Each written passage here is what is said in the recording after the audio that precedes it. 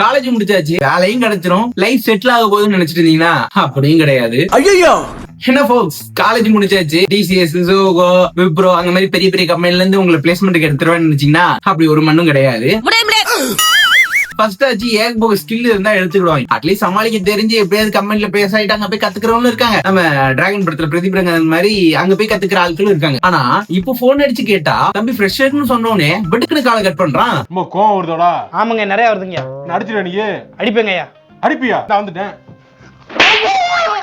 அப்படி இல்லன்னா ஐ call you back right அப்படின்னு சொல்லிட்டு டீசெண்டா காலை கட் பண்றான். ரெண்டுக்கும் பெரிய வித்தியாசம் இல்ல. எடுத்த உடனே ஃபர்ஸ்ட் தான் ஸ்கில் என்ன தம்பி வச்சிருக்கீங்கன்னு கேட்பாங்க. ஆனா இப்போ எல்லாம் தம்பி எத்தனை வருஷம் எக்ஸ்பீரியன்ஸ் கேக்குறாங்க. ஐயா நாங்க ஃப்ரெஷருங்க அப்படின்னு சொன்னா அது ஒரு பக்கம் இருக்கட்டும் சார். இருக்கட்டுமா தம்பி, நம்ம கம்பெனில ஃப்ரெஷர்ஸ் எல்லாம் எடுக்கிறது இல்ல, கொஞ்சம் எக்ஸ்பீரியன்ஸ் ஆன ஆள் தான், மினிமம் 2 years எக்ஸ்பீரியன்ஸ் ஆகுது. ஒரு கம்பெனில சொன்னா பரவாயில்ல, ஏன்டா எல்லா கம்பெனிலையும் சொல்றீங்க? ப்ரொஃபஷனல் எத்திக்ஸ், தொழில் தர்மம். ஒருவேளை கூட்டு கலவணியா இருப்பாங்களோ? ஒருவேளை இருக்குமோ? எங்க போனாலும் எக்ஸ்பீரியன்ஸ் கேட்டா நாங்க எப்படி எக்ஸ்பீரியன்ஸ் டெவலப் பண்ணுவோம்? என்னடா அதுக்கு ஏதாவது ஒரு வாய்ப்பு கொடுத்து ஃப்ரெஷர்ஸ் எடுத்தாதனால நாங்க எக்ஸ்பீரியன்ஸ் டெவலப் பண்ணுவோம். எடுத்ததுக்கெல்லாம் எக்ஸ்பீரியன்ஸ் கேட்டா வேணா எக்ஸ்போஷன் வேணா கொடுக்கலாம். ஒன்னும் பயப்படாதீங்க, கிரெஞ்சி வரணும் கிடையாது.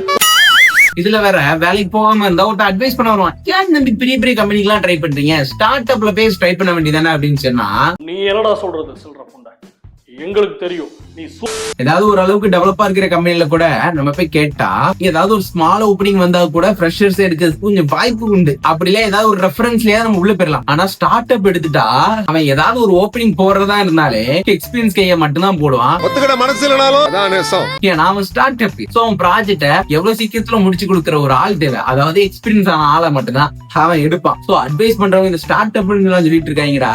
டேய் நான் சும்மா இருக்க முடியாதடா. ஃபைனல் இயர் ஸ்டூடெண்ட்ஸ், உங்களுக்கு ஒரு சின்ன ஒரு ரிக்வெஸ்ட் நான் சொல்றேன். நீங்க இப்போ கரண்டா ப்ராஜெக்ட் பண்ணிட்டு இருந்திருப்பீங்க, எந்த இதுல வேணாலும் அட்லீஸ்ட் உங்க டொமைன், அதாவது நீங்க எந்த வேலைக்கு போறீங்களோ அந்த டொமைனுக்கு ஏத்த மாதிரி ப்ராஜெக்ட் பண்ணுங்கடா. என் ஃப்ரெண்டு ஒரு ப்ராஜெக்ட்ல இருக்க, நானும் அவங்கள போயிட்டு ஓபி அடிக்க போறேன்னு சொன்னீங்கன்னா வாழ்க்கை உங்களை ஓபி அடிச்சிரும். இது நான் எக்ஸ்பீரியன்ஸ் பண்ண விஷயத்த நான் சொல்றேன். எந்த டொமைனுக்கு வேலை போறீங்களோ அந்த டொமைன்ல அதுக்கு ரிலேட்டடா இருக்க ப்ராஜெக்ட பண்ணுங்க. அப்படி இல்ல உங்க ஃப்ரெண்ட்ஸ் கூட தான் பண்ணுவீங்கன்னா அந்த 3 பேர் 4 பேர் பண்ற ப்ராஜெக்ட 3 பேருமே ஒரே டொமைன் போற மாதிரி இருக்க இதா சூஸ் பண்ணி ஒன்னா சேர்ந்து ப்ராஜெக்ட் பண்ணுங்கடா. என்னோட ஒன் ஆஃப் த ரிக்வெஸ்ட் பாத்துக்கங்கடா. நல்லது நீங்க சொல்ற அந்தமா அப்படின்னு போயிடணும். சும்மா அந்த அட்வைஸ்ல பண்ணக்கூடாது, தெரியல உனக்கு. அதுக்கப்புறம் 2026 பேட்ச் ஸ்டூடெண்ட்ஸ், அதாவது பிளேஸ்மெண்ட் ஆக ரெடியா இருக்கிறவங்க, உங்க காலேஜ்ல வர எந்த பிளேஸ்மெண்டா இருந்தாலும் 15,000 இருந்தாலும் சரி, 10,000 இருந்தாலும் சரி, இல்ல 3 மாசம் சம்பளமே கொடுக்காம இருந்தாலும் சரி, அதுலயே பிளேஸ்மெண்ட் ஆயிருங்கடா. வெளியே போய் வேலை தெரியலன்னு நினைச்சீங்கன்னா உங்களை மாரி நினைச்சிட்டு அங்க 1000 இல்ல லட்சக்கணக்கான பேர் அங்க இருக்காங்க. சோ பாத்துக்கோங்க. சோ உங்க காலேஜ்ல வர பிளேஸ்மெண்டே அட்டெண்ட் பண்ணி பிளேஸ் ஆகிற வழியை பாருங்க. இப்பதான் ஐபிஎல் பார்க்க போது ஐபிஎல் பாத்துக்கிட்டு வீட்டுல முட்டை விட்டுட்டு இருந்தீங்கன்னா ஐபிஎல் எல்லா வருஷமும் வரதான் போகுது. ஆனா நீங்க ஒரு வருஷம் வீட்டுல இருந்து சும்மா இருந்தீங்கனாலே இப்போதான் எக்ஸ்பீரியன்ஸ் இருக்கான்னு கேட்பான். அடுத்தது ஒரு வருஷம் என்ன அப்படின்னு கேட்பான் folks. அதை யோசிச்சுக்கோங்க. வேலை மட்டும் இல்லாம இருக்கேன், தண்டமா திரிகிறேன், தண்ட சொத்து திரிகிறேன். ஆல்ரைட் folks, இந்த வீடியோல கொஞ்சம் ஃப்ரெஷருக்கு அங்க இங்க அடிப்படுறதுல ஒரு சின்ன பிட்ட துளி போட்டிருக்கேன். இன்னும் நிறைய விஷயங்கள் இருக்கு, ஏன்னா முடிஞ்சா கேளுங்க. பார்ட் 2 அதை பத்தி பேசலாம். ஏன்னா நான் அடி வாங்கினது நிறைய இருக்குது. இது ஓரளவுக்கு சொல்லியிருக்கேன். இன்னும் அடி வாங்கினது என்னெல்லாம் இருக்குன்னு சொல்லிட்டு பார்ட் 2 நான் சொல்றேன். அந்த கமெண்ட் செக்ஷன்ல கரெக்டா சொல்லிருக்கேன். அதுக்கப்புறம் இப்போ சில பேர் நினைப்பீங்க, அப்பா எக்ஸ்பீரியன்ஸுக்கு எந்த வித பாதிப்பும் இல்லைன்னு அப்படின்னு கேட்டீங்கன்னா இருங்க பாய், உங்களுக்கும் பெரிய ஐடியா இருக்கு. நீ என்ன சொல்ற, என்னடி சொல்ற? அத நெக்ஸ்ட் வீடியோல நான் சொல்றேன். அதுக்கு மறக்காம நம்ம சேனலை சப்ஸ்கிரைப் பண்ணி வச்சுக்கோங்க. ஃபைனலா சொல்றது இதுதான். ஃபைனல் இயர் ஸ்டூடெண்ட்ஸ், ஒன்னு கரெக்டா பிளேஸ்மெண்ட் அட்டன் பண்ணி அதை கிராக் பண்ணி காலேஜ்ல வர பிளேஸ்மெண்ட் அட்டன் பண்ணி பிளேஸ் ஆயிருங்க. வெளியே போய் தேடுறேன் அப்படின்னு நினைச்சீங்கன்னா உங்களுக்கு ரெஃபர் பண்ண நிறைய ஆள் இருக்கணும். சோ இதெல்லாம் பாத்துக்கோங்க.